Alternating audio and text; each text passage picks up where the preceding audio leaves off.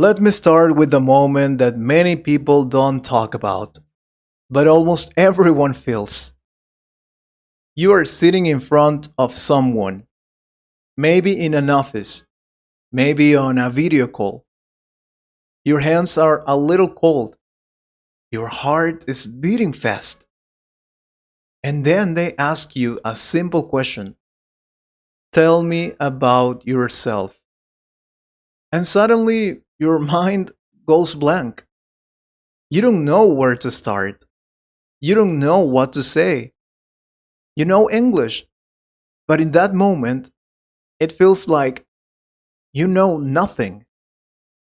If you have ever felt that, this episode is for you. Today, I'm here with a very special guest. He has more than 20 years of experience teaching English, and he has helped many students prepare for job interviews in different countries. Some of them had no confidence, some of them had very basic English, but many of them succeeded. So today, we are going to learn not just English, but strategy. Welcome, teacher. Thank you. And I really like your introduction because it describes a real situation. Many people think the problem is English, but the real problem is pressure. When you are in a job interview, your brain is not calm. You are nervous. And when you are nervous, even simple English feels difficult. That is why today I don't just want to teach phrases. I want to teach you how to think, how to organize your ideas, and how to speak with clarity, even if your English is basic. That's exactly what people need. Because many learners say, I know English, but I cannot speak in interviews. Yes, and that happens because they prepare the wrong way. They memorize long answers, then try to sound perfect. They use difficult words that they don't really understand. And when the moment comes, everything breaks. So let me start with something very important. In a job interview, simple English is powerful English. You don't need big words, you need clear ideas. That's interesting because many people think the opposite. Exactly. They think they need to impress the interviewer with complex language. But the interviewer is not testing your vocabulary. They are trying to understand you. They want to know, who are you? Can you communicate? Can you explain your experience? Can you solve problems? If your English is simple but clear, that is enough. Okay, so let's start with the most common question. Tell me about yourself. Why is this question so difficult? Because people don't know what the interviewer wants. So they start talking about everything: their childhood, their family, their hobbies, random details, and they lose focus. But in reality, this question has a very clear purpose. The interviewer wants a short professional story, not your whole life, just a summary that shows who you are, what you do, and why you are a good candidate. Okay, so how should we answer that? Very simple structure. Three parts. First, who you are. Second, what you have done. Third, what you are looking for. Let me give you an example in basic English. I am a responsible and motivated person. I have experience working in customer service for 2 years, where I helped clients and solved problems. Now, I am looking for an opportunity to grow and learn more in a professional environment. That's it. Clear, simple, professional. Okay, that sounds much easier than what people usually try to do. Yes, because they try to be perfect instead of being clear. Now, let me give you a very important tip. When you answer, tell me about yourself, do not speak for too long. 1 minute is enough. If you speak too much, you lose control. Short answers give you more confidence. And that's good because when people are nervous, they talk too much or too little. Exactly.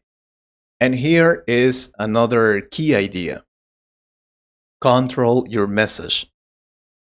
You don't need to say everything, you choose what to show. You highlight your strengths. Let me share a real example. I had a student who worked in a small shop. He thought his experience was not important. He felt insecure. But we changed his perspective. Instead of saying, I just worked in a shop, he said, I worked in a shop where I helped customers every day. I learned how to communicate, solve problems, and work under pressure. Same job, different message. Wow, that changes everything. Yes, because interviews are not just about what you did, but how you present it. Now, let's talk about another common question. What are your strengths? Many students make a big mistake here. They give one word answer: responsible, hardworking, friendly. But that is not enough. You need to explain and give a small example.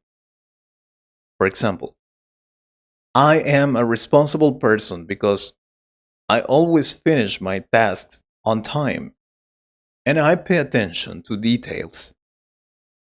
Simple, but now it feels real. So it's not just the word, it's the explanation. Exactly. Words without examples are weak. Words with examples are strong. Now, let's talk about a difficult question, one that many people fear. What are your weaknesses? Yes, many people don't know what to say here, and many people make the worst mistake. They say something fake. For example, I am too perfectionist. The interviewer has heard that many times.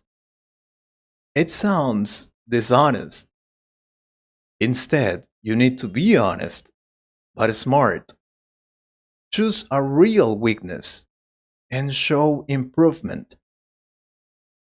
For example, sometimes I feel nervous when I speak in English, but I am practicing every day to improve my confidence. This answer shows honesty and effort. That feels much more human. Yes, because interviews are not about being perfect, they are about being real and showing growth. Now, I want to talk about something very important. Something many people ignore: your energy. When you speak, your words are important, but your energy is also important. If you speak very low, very slow, with no emotion, even good English sounds weak. You need to show interest. You need to show motivation.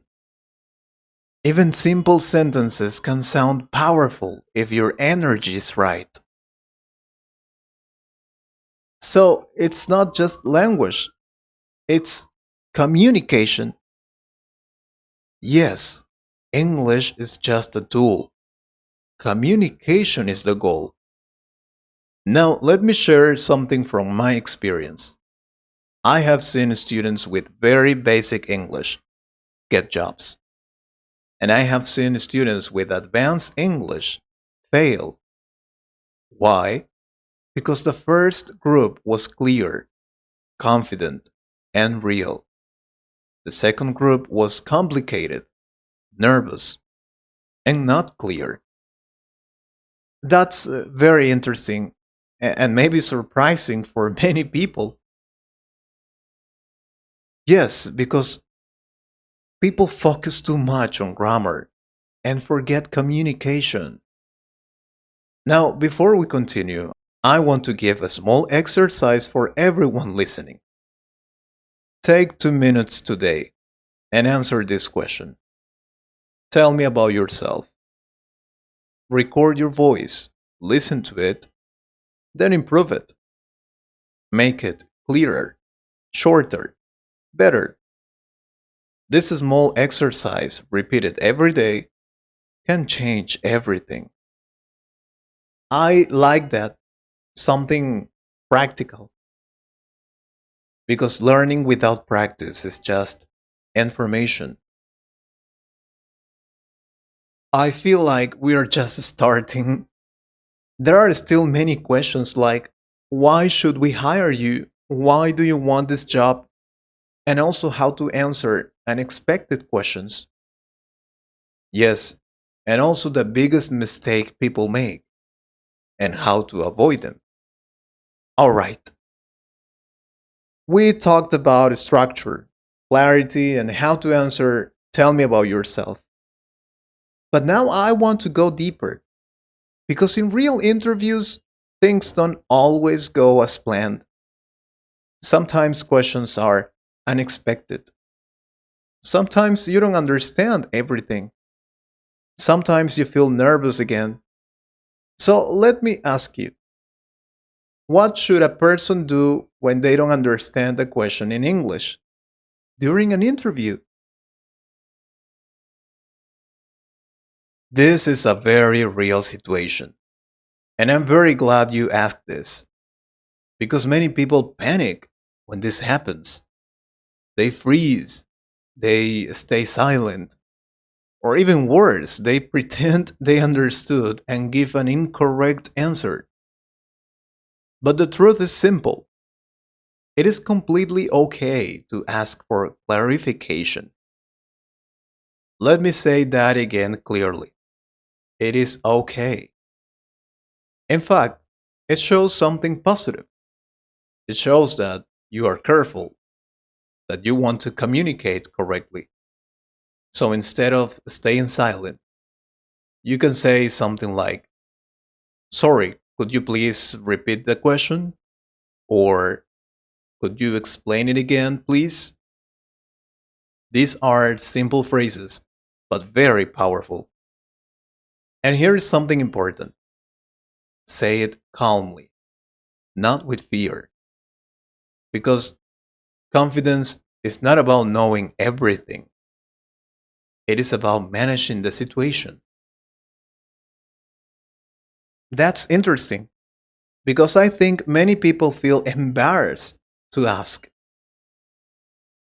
Yes, but think about this. In a real job, if you don't understand something, what do? You ask. So doing that in an interview is actually natural and professional. Now, let's ask about another important situation. when you don't know how to say something. This happens a lot. You have an idea in your mind, but you don't have the exact words in English. In that moment, many people stop, but you should not stop. You should adapt. Let me give you a strategy. Say the idea in a simpler way. For example, maybe you don't know the word responsibility, but you can say, I have many tasks and I always finish them on time. Same idea, different words. Communication is not about perfect vocabulary, it is about flexibility. That's very practical because in real life, you don't always have perfect words. Exactly. And the interviewer is not expecting perfection, they are observing how you handle challenges. Now, I want to talk about a very important question that appears in almost every interview. Why do you want this job? This question is not about the company only, it's about your motivation. And here's the key: do not give a generic answer. Many people say, because I need the job. That is honest, but not strong. Instead, you connect your goals with the opportunity. For example, I want this job because I want to improve my skills and grow professionally. I think this company can give me that opportunity. Simple, but focused. So you show intention, not just necessity. Yes, because companies don't just want people who need a job, they want people who want to grow. Now, let's talk about another powerful question: why should we hire you?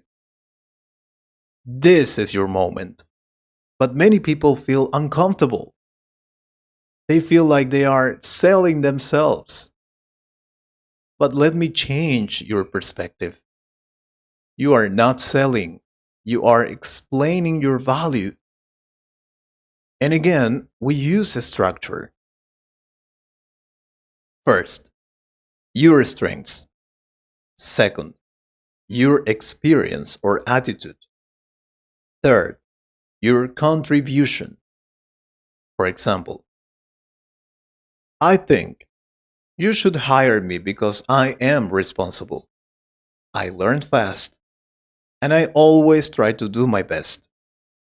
I have experience working with people, and I like to help others. I believe I can contribute positively to your team. Clear, honest, direct. That sounds strong, but still simple. Yes, because strong does not mean complicated. Now, let me share something very important that many people don't prepare, and that is storytelling. Interviews are not just questions and answers, they are small stories. When you talk about your experience, don't just say what you did, tell a small story. For example, instead of saying, I worked in customer service, you can say, I worked in customer service, and one time a client was very angry because of a problem. I stayed calm, listened carefully, and helped solve the problem. In the end, the client was satisfied. Now your answer is alive. It shows action, emotion, and result. That feels much more real, like the interviewer can see the situation. Exactly.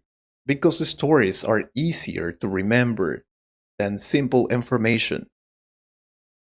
Now, I want to talk about something modern, something that is becoming more important today: video interviews. Many interviews are now online, and this creates new challenges. First, your environment matters. Make sure your space is clean, quiet, and with good light. This is not English, but it affects your image. Third, your voice. Speak clearly, not too fast, not too slow. And most important, smile. Even a small smile can change how people see you. That's true. Online communication feels different. Yes, and you need to adapt. Now, let me talk about mistakes, but not small mistakes, big mistakes that destroy opportunities. The first one is overthinking. Many people try to build perfect sentences in their head before speaking, and because of that, they speak very slowly or they stop. Communication becomes unnatural. The second mistake is, and this is very important, is focusing too much on mistakes. When you think, I will make a mistake, I will make a mistake, you create tension, and tension blocks your communication. Instead, focus on your message, focus on being clear. So the idea is to relax and communicate. Yes, you are not in an English exam, you are in a conversation. I want to give something very powerful, something simple but life changing. Before your interview, prepare three things: your introduction, your strengths, one or two short stories from your experience. That's it. You don't need to prepare 50 answers. With these three things, you can adapt to many questions. That makes preparation much easier. Yes, because clarity reduces anxiety. And now I want to share a final reflection.